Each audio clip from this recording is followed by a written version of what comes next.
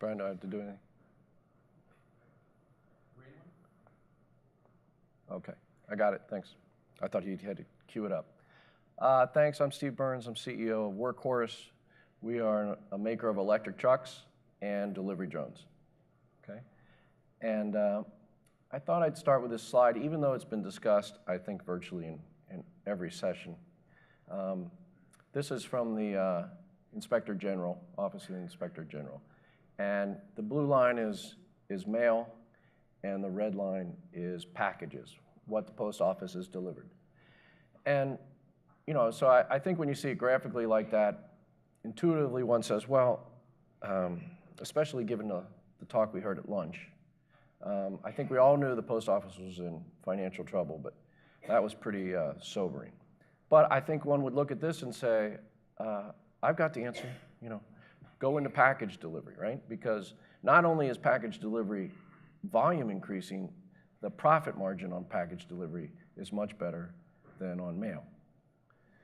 The problem, of course, for the post office, and for all the post offices, is there's pretty severe entrenched competition in the delivery firms, and you have a lot of marauders coming over the hill that want to disrupt this last mile, right?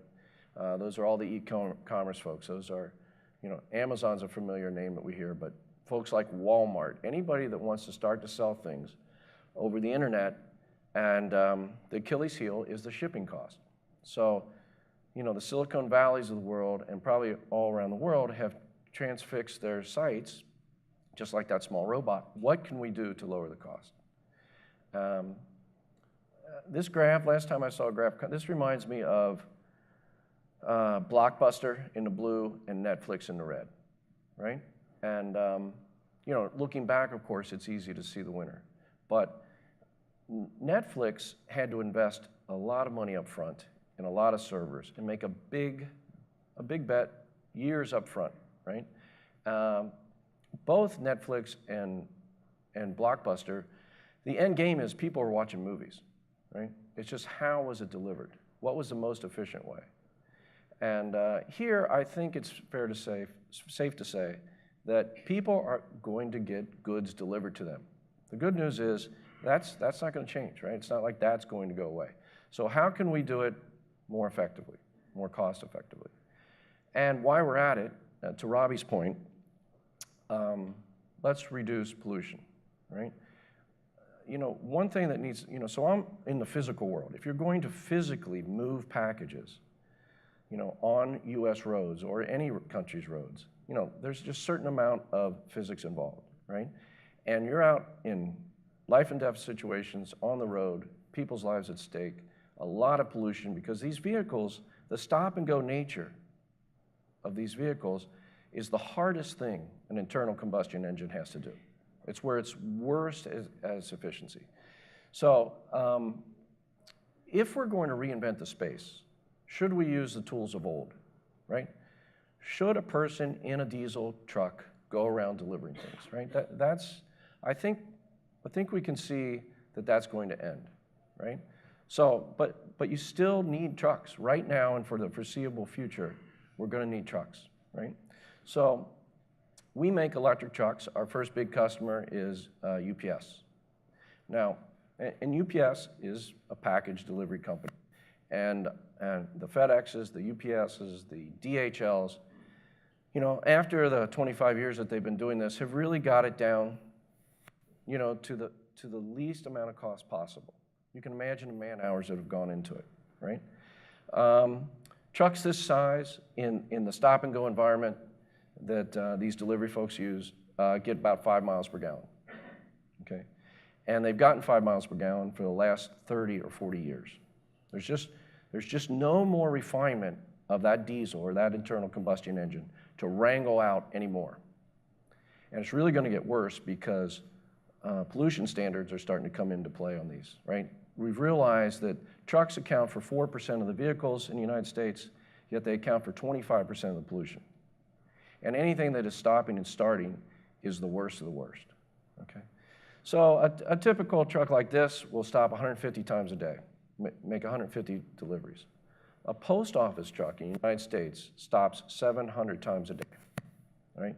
They grind up transmissions, differentials, exhaust, and engines, right? When Robbie said they're spending $450 million a year in maintenance, okay, we think that's conservative, right? We think it's much more than that, and that doesn't take into account, lost productivity, right? These vehicles, the current crop of vehicles, so the premise of should the RFP that Robbie's referring to, the post office considers the 180,000 little iconic white trucks that everybody in this room is familiar with, right? The fact that they did it in one big bang and they made a custom vehicle for their purposes that was supposed to last 20 years, they consider it a raging success, right? It helped them fulfill their job, but it's iconic. It builds a brand, right? If minivans are running around that look like everything else, post office doesn't build their brand, right? So there's a lot of things involved in this custom truck. To get into package delivery, it's not 700 stops at a mailbox now. It's mailbox plus occasionally getting up and delivering a package to that house as well, okay? That's, to be low enough and small enough and nimble enough to get in the cul-de-sac between the two illegally parked cars and reach into the mailbox and be able to get up hundreds of times a day and get in the back, stand up, get your package, and deliver it up to the porch. That's the reason for a custom vehicle, right? The other reason is brand, right? Again, I suspect they'll be white, right? And I suspect they'll be just as iconic. But the RFP, again, that Robbie's referring to, it didn't really take into account, let's make this a new kind of truck. If we're going to build a truck for 20 years, right? And I dare say when they built them 25 years ago, not too much change. They got lucky, right? Not too much change in that 25 years. Imagine what's going to change in vehicles in the next 20 years. So we proposed to them, we're involved in the RFP process, and we proposed electric trucks.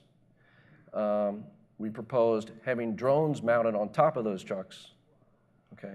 And we proposed outfitting them for autonomous when they're ready, right? Autonomous isn't here.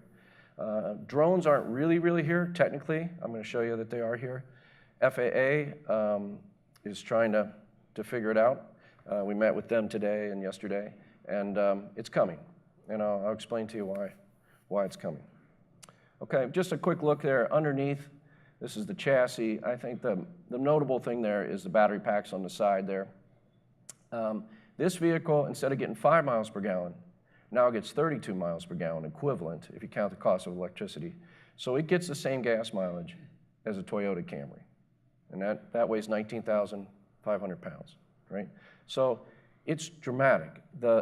We will save the owners of these trucks over 15 years, if they keep them 15 years, even if gas stays at its current low state, if gasoline stays there, the maintenance savings and the fuel savings, it's $125,000 per truck in savings, right? So it's pretty dramatic. And all the uptime that that you keep because they're not breaking. There's nothing to wear out. The batteries get replaced every 8 years. We use the same cells as Tesla. So just, the irony of those small cells that are used in a rocket ship like a Tesla also propel this down the road. But here's where it takes a little foresight, okay?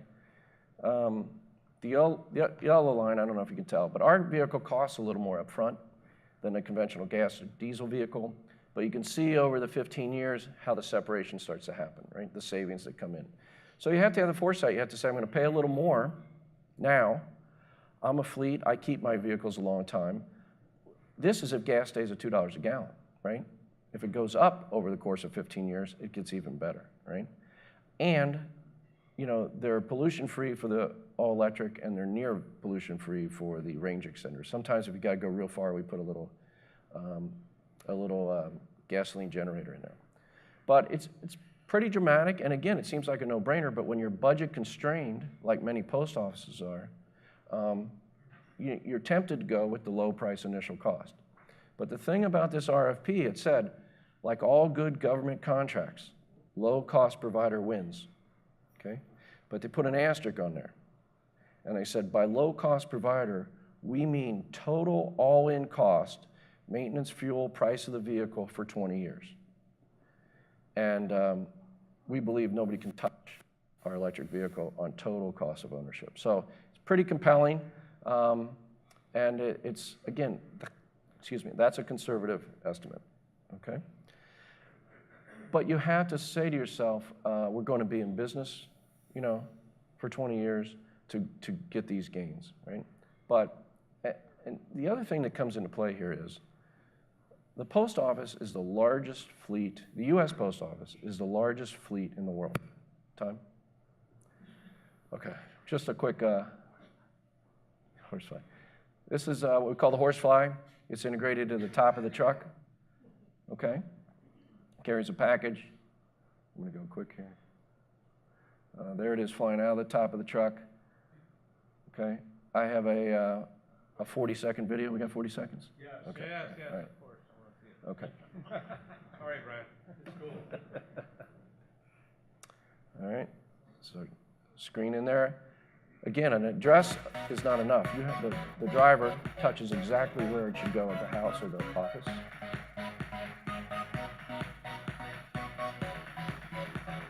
Driver keeps moving onto his or her local deliveries. This is a guy in a bunker watching it as it comes down just to make sure. No kids or dogs or cats, bushes. He's continued to deliver. Horsefly figures out where he or she is, and then redocks with the truck and recharges its battery off the truck real quick. It can carry 10 pounds. It's designed to work with the FAA regulations that require line of sight. Okay, sorry, went long. Okay. I really like the part about Horsefly because, you know, it's really combining the drone, right, which has been proposed by several folks, and it also combines it with what the carrier is currently doing. Right, exactly. So the question that, you know, so that's marrying those two technologies together. And as I had said to, or warned both you and Keith, what would happen if Workhorse and Starship got married and had children? And little things came out the back of the truck, yeah, maybe. Yeah, what would that look like? I don't know. It probably looked like little robots running out of the back of the truck, right? Well, it's compelling. I don't know if you got down to the mile, but a diesel truck costs $1 a mile to operate. Our electric truck brings that to 30 cents, which is quite remarkable. A drone flies at 2 cents a mile, right? And you don't have operator costs or anything. So pretty compelling at those economics. You know it's going to have a place. It's not for every delivery, but it's coming. Right. Right? Thanks, Steve. All right, good, thanks. So, Keith.